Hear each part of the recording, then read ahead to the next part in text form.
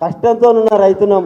మా ఊరు కూడా తలకొండపల్లి మండల్, మాడుగుల మండల్, మన అది కామతంగల్. సరే, ఇక మనందరికీ కష్టాలు ఏమొచ్చినాయంటే, మనకు కష్టాలు అనేది తెలియకుండే. కష్టాలు అంటే కష్టాలు అవి మనం తెచ్చుకునేవి కావు, ఎవరో దుర్మార్గులు మోపిన కష్టాలు. మన కష్టాలు అంటే మనం ఏదో చేతగాకనో ఎట్లనో తెచ్చుకున్న కష్టాలు కావు.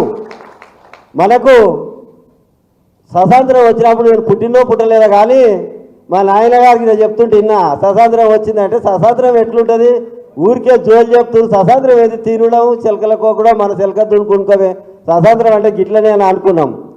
అనుకుంటే తర్వాత మధ్యలో నాకు తెలియవచ్చిన తర్వాత కాంగ్రెస్ గవర్నమెంట్ వచ్చింది. వచ్చి వాళ్ళది ఏందో చూపిస్తుంటే అనుకున్నాం, మళ్ళీ మనకి ఇతరులు చూపించని తెలియదు కదా, చూపిస్తుంటే అనుకున్నా, అరే స్వతంత్రం వచ్చినా ఎట్లుందో కానీ తిప్పల పెడుతురు కదా, భూమి మనదే అంటారు, వీళ్ళు అడ్డగోలుగా ఎట్లా దొరికితే అట్లా చేస్తురు కదా అనుకొని కొద్దిగా బాధపడి కరెంటు లేక బావుల కాడికి పోయి గడ్డ మీద పడుకోను, ఎర్రగా కరెంటు రాను, మళ్ళా కరెంటు పోను, మళ్ళీ పోయి హాస్టల్ ఏగలేక మోటార్ పెట్టకనే పొలాలు ఎండుకున్న చరిత్ర చూసి మళ్ళా కేసీఆర్ గారు వచ్చిండ్రు దేవుడు లేక. వచ్చినాక తెలంగాణ తెచ్చిండు. తెలంగాణ తెచ్చినప్పుడు నేను ఎంపీటీసీ కూడా ఉన్నానులా.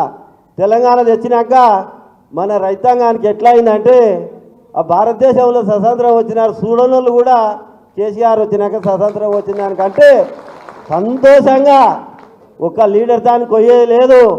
ఇంట్లో మొగనితో పెళ్ళంతో మొగడు మాట్లాడుకోకుండా నడిచేటట్టు ఏ సమస్య అనేది మనకు లేదు.